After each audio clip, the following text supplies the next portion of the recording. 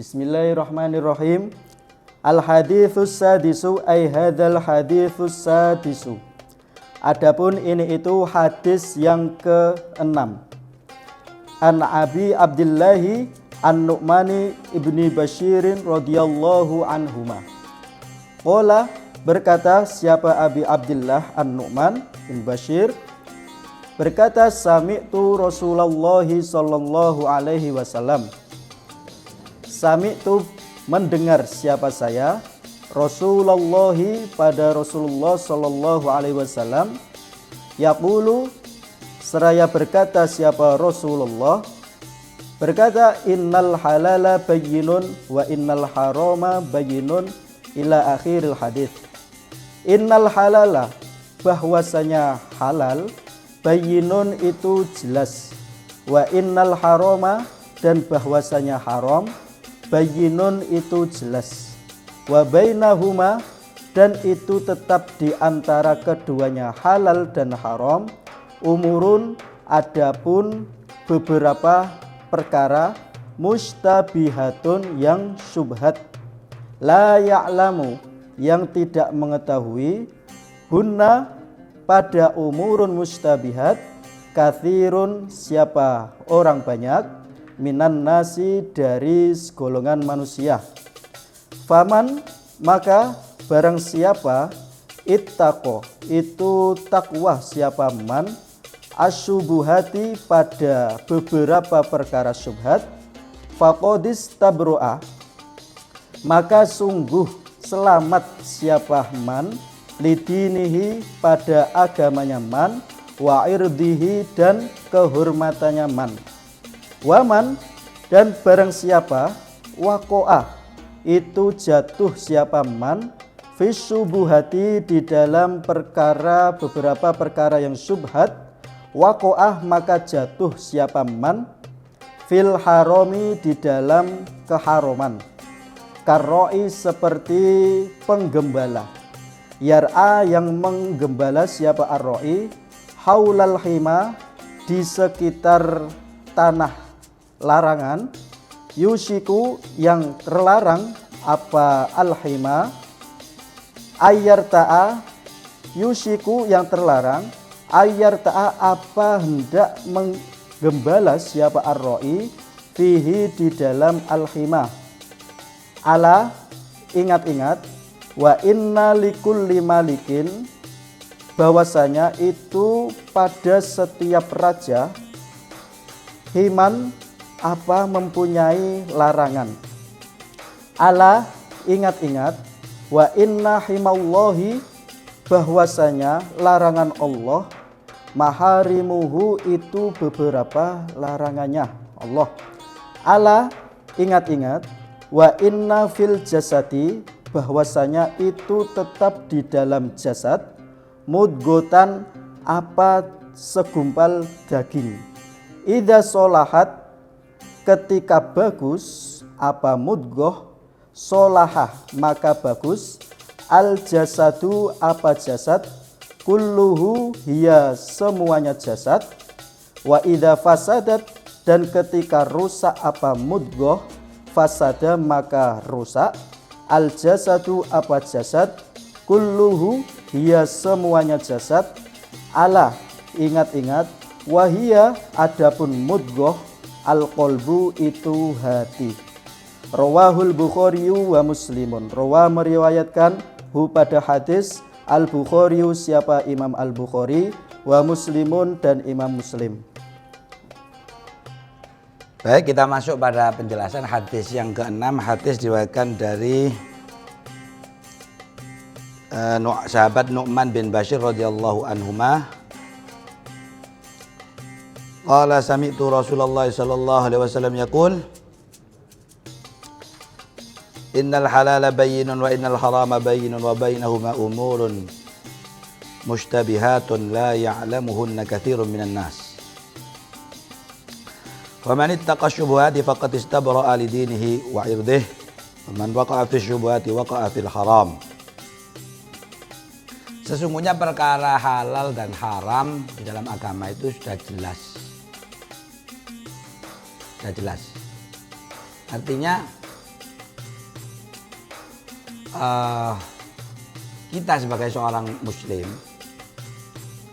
yang tumbuh dalam masyarakat yang mayoritas penduduknya Islam ya.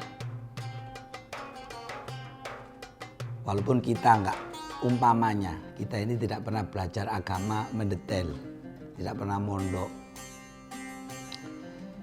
itu secara tidak langsung sudah terdidik, tahu lah ya, karena kebiasaan kita, karena pergaulan kita itu mengetahui mana yang halal dan haram. Misalnya orang awam tahu nggak kalau mencuri itu haram? Pasti tahu. Menyakiti orang lain itu haram, pasti tahu.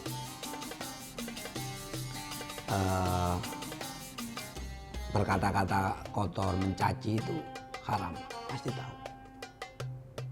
Kenapa? Karena sebenarnya Islam ini agama fitrah. Agama fitrah artinya apa? Artinya orang diciptakan Allah, manusia diciptakan Allah.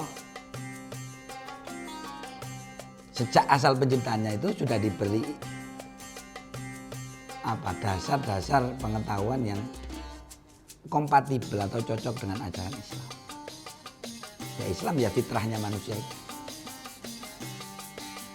Ya kadang kalau orang melakukan perkara haram itu tahu kalau itu sebenarnya perkara haram. Orang minum minuman keras, orang misalnya berzina, itu dia pasti tahu kalau itu sebenarnya perkara yang tidak baik. Nah itu yang dimaksud innal halala bayyinun wa innal harama bayyinun. Jelas. Wa bainahuma umurun mustabihatun. Nah ini yang penting. Di antara halal dan haram itu ada perkara syubhat. Tidak jelas, abu-abu. Ini memang butuh ya, kalau yang soal syubhat ini memang perlu belajar, perlu bertanya kepada ahli ilmu. Seperti yang sekarang kita alami ya, misalnya dalam transaksi keuangan gitu ya, hari ini itu banyak hal-hal yang memang belum jelas kehalalannya atau keharamannya, karena memang tidak ada di zaman-zaman sebelumnya, tidak ada. La ya'lamuhunna katsirun minan nas.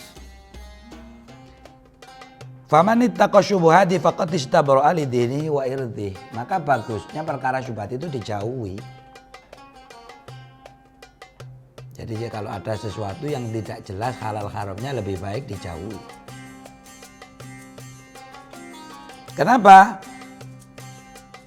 Karena orang yang menjaga dirinya dari syubhat itu telah menyelamatkan agamanya dan kehormatannya. Dan barang siapa jatuh atau terjerumus di dalam syubhat, maka ia pasti akan terjerumus pada haram. Makanya dalam teori hukum Islam ada yang namanya teori syaddud dhara'i. Ya, jadi menutup pintu-pintu pada perkara yang dilarang. Contohnya apa? Contohnya misalnya begini. Zina itu haram, ya kan?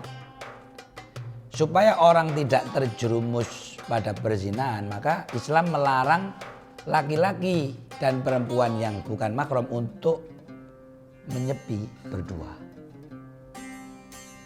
Kenapa? Karena kalau sudah menyepi berdua, ini nanti ada potensi mereka akan melakukan zina.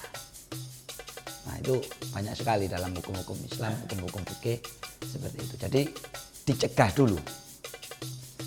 Sebelum dia masuk pada perkara yang haram, dia dicegah dulu supaya tidak melakukan perkara yang haram. Ini kenapa? Karena orang yang mendekati keharaman atau melakukan hal-hal yang syubhat, pada saatnya dia akan terjerumus kepada perkara yang haram. Dicontohkan di sini seperti seorang penggembala yang menggembalakan hewan gembalaannya di sekitar tanah yang terlarang. Yushiku ayyar ta'afihi, lambat laun, ya, lambat laun dia akan pasti, hewannya pasti masuk di tempat terlarang itu.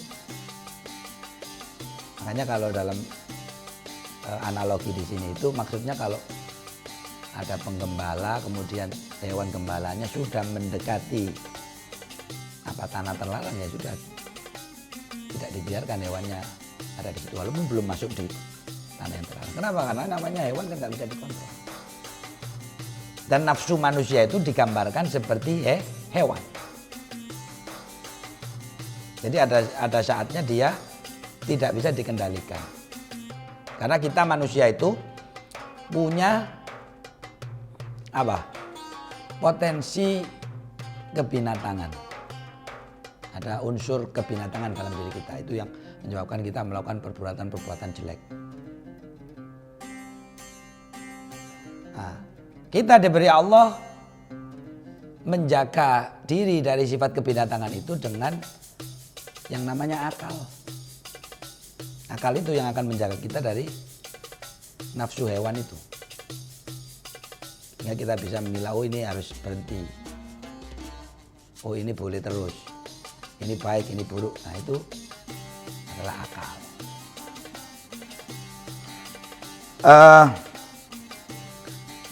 Ala wa inna likulli malikin hima. Jadi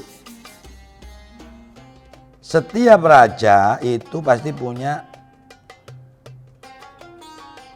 tempat yang terlarang. Ingatlah bahwa sesungguhnya himallah atau tempat yang dilarang oleh Allah adalah maharimuhu, ya, perkara-perkara yang haram atau perkara-perkara yang diharamkan oleh Allah. Ini makanya kita harus menjaga, ya. Jadi daripada kita terjerumus pada perkara haram itu lebih baik dari awal kita menghindar. Caranya yaitu tadi, kalau ada perkara yang belum jelas haram dan halalnya harus dijauhi. Karena memang tuntutan syariat, tuntutan agama pada usaha untuk tidak melakukan perkara haram itu lebih kuat daripada tuntutan agama untuk melakukan perbuatan baik. Jadi yang disebut orang yang baik menurut agama, menurut Allah itu orang yang menjauhi haram dulu, bukan orang yang banyak ibadahnya. Nah kalau dia sudah bisa menjauhi semua keharaman, nah baru dia bisa naik tingkat dengan melakukan perbuatan baik. Artinya apa? Artinya nggak ada gunanya orang itu melakukan amal bagus banyak banget gitu, tapi ternyata di saat yang sama dia masih tetap melakukan dosa. Nah, karena itu, jadi tuntutan Allah atau tuntutan syariat kita untuk menghindari perkara yang haram lebih kuat daripada tuntutan untuk melakukan perbuatan baik. Ala wa inna fil jasadi mudghatan idza saluhat saluhal jasadu kulluh wa idza fasadat fasadal jasadu kulluh.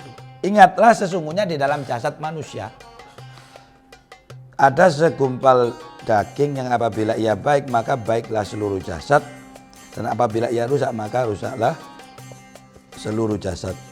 Ala ingatlah ia adalah hati. Kalau saya memahami ini karena ada kata jasad ini maksudnya adalah dalam tubuh manusia ada segumpal daging, yaitu jantung. Kalau bahasa medisnya jantung, karena ini konteksnya adalah jasad. Jadi dalam tubuh manusia ada yang namanya jantung, itu bahasa Inggrisnya heart. Heart itu kalau diterjemahkan bahasa Indonesia apa? Hati. Jadi hati itu bukan liver tapi apa? Jantung. Apabila ia baik, maka ia seluruh jasadnya akan baik, ya jelas.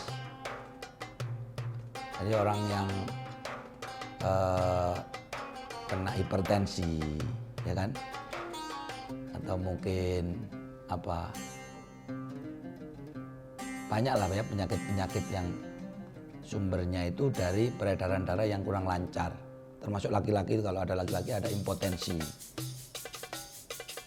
Itu pasti awal mulanya yang bermasalah adalah jantungnya.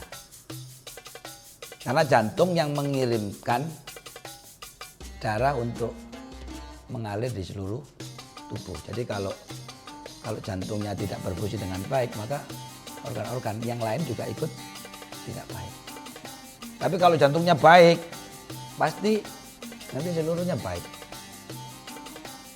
Jadi apalagi misalnya asam urat, yang sekarang apa? Asam urat, hipertensi, kolesterol, apalagi ya stroke. Jadi semuanya kenapa? Karena itu pasti ada masalah dengan jantungnya.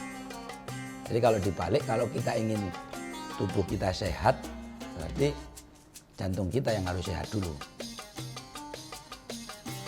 Bagaimana caranya? Ya dengan menjaga pola makan, dengan berolahraga, dan seterusnya. Karena kan hari ini kan kita dimudahkan oleh teknologi, dimudahkan oleh kemajuan ilmu pengetahuan, jadi malas bergerak. Makannya sembarangan. Nah, sudah pasti itu menjadi sumber masalah di jantung. Kalau sudah jantungnya bermasalah, penyakit-penyakit yang lain akan datang. Nah, ini sekali lagi juga menyatakan bahwa Islam sangat memperhatikan ilmu pengetahuan. Maka seorang muslim harus menjadi orang yang menguasai ilmu pengetahuan. Wong nabinya sudah 1400 tahun yang lalu berbicara ilmu pengetahuan. Masa kita sebagai umatnya bicara cuma urusan ibadah saja, agama saja. Nah, artinya apa? Ada pembidangan. Misalnya ada orang yang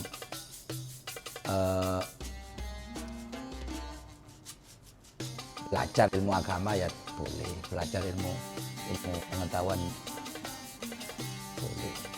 Artinya apa? Artinya Islam tidak membeda-bedakan itu. Nah, ini kan juga menjadi cambuk ya. Hari ini umat Islam tidak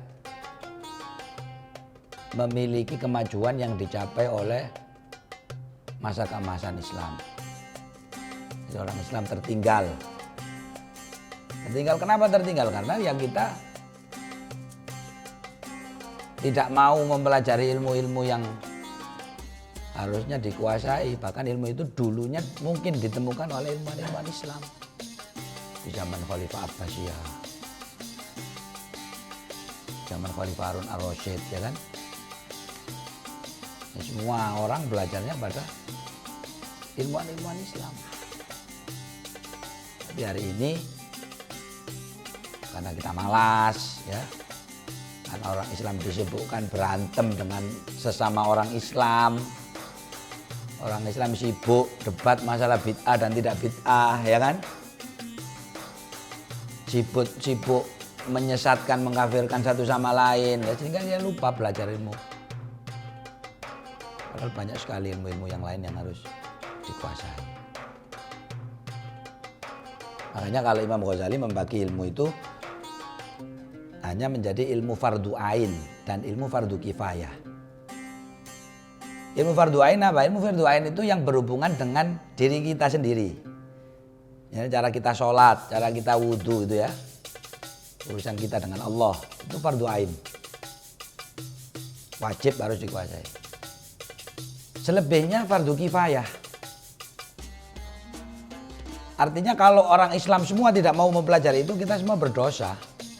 Jadi hari ini kalau kita bilang umpama orang Islam nggak mau belajar astronomi, semua orang Islam nggak belajar astronomi, kita dosa. Semua belajar fikih semua ya kan. Nah, ada yang belajar astronomi itu dosa loh, jangan dikira enggak loh. Atau mungkin apa? Misalnya ilmu komputer ya, informatika hari ini. Kenapa? Karena itu berkaitan dengan kemaslahatannya manusia. Nah, kalau kita tidak mau belajar berarti kita mengganggu atau merusak kemaslahatan manusia, dosa.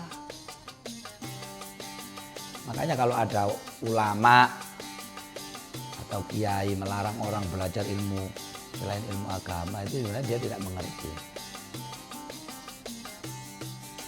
Itu jadi jangan dikira ya ilmu-ilmu yang bukan ilmu agama itu hubungannya dengan kemaslahatan manusia. Sedangkan yang tadi ilmu fardu ain hubungannya dengan kemaslahatan diri kita sendiri, berkaitan dengan hubungan kita kepada Allah.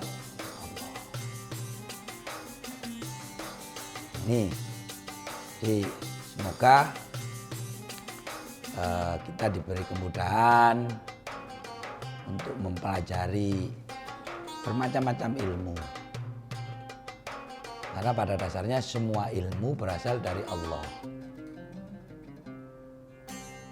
Kita tidak perlu membeda-bedakan satu ilmu dengan ilmu yang lain. Karena semua ilmu berasal dari Allah. Saya kira sampai di sini penjelasan hadis yang ke-6. Semoga bisa diambil manfaatnya. Walafu minkum. Wassalamualaikum warahmatullahi wabarakatuh.